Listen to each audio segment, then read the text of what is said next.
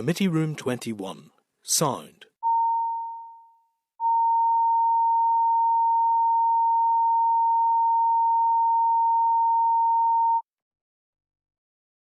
Committee Room 21.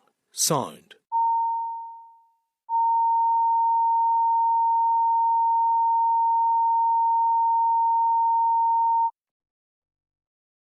Committee Room 21. Sound.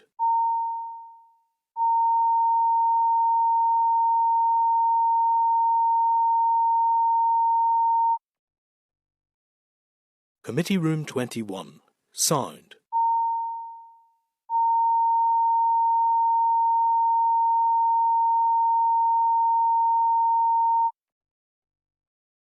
Committee Room 21.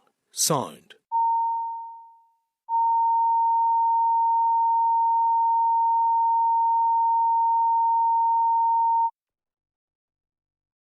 Committee Room 21. Sound.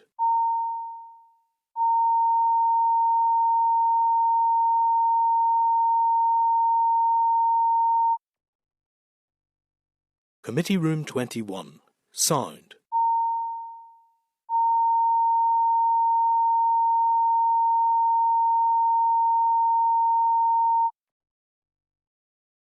Committee Room 21.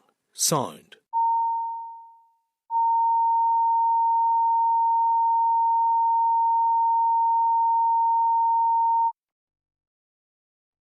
Committee Room 21. Sound.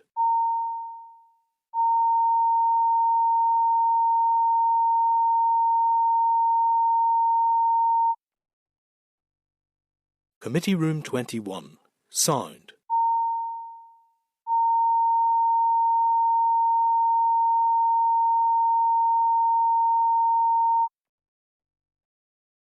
Committee Room 21. Sound.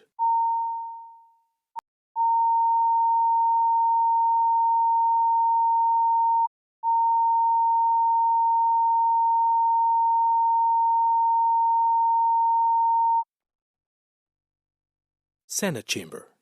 Sound.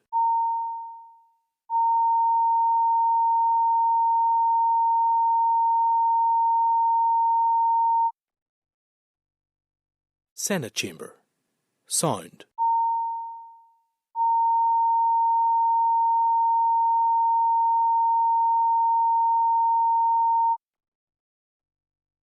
Senate Chamber. Sound.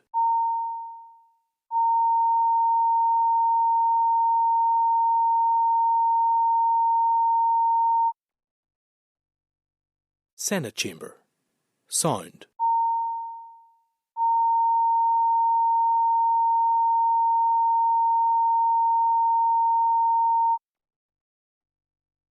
Senate Chamber. Sound.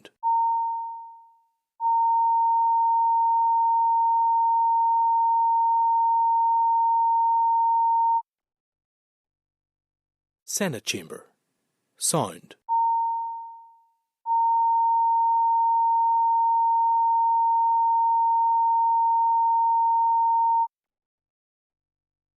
Senate Chamber.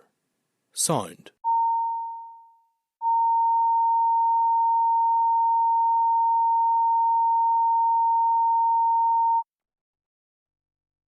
Senate Chamber.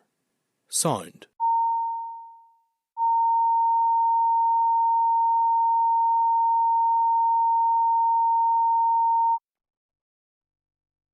Senate Chamber.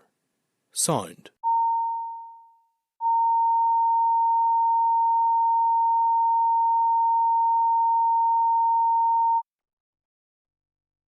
Senate Chamber. Sound.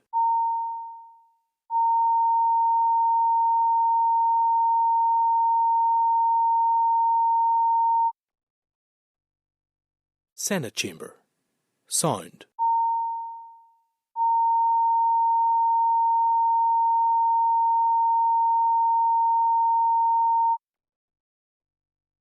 Senate Chamber. Sound.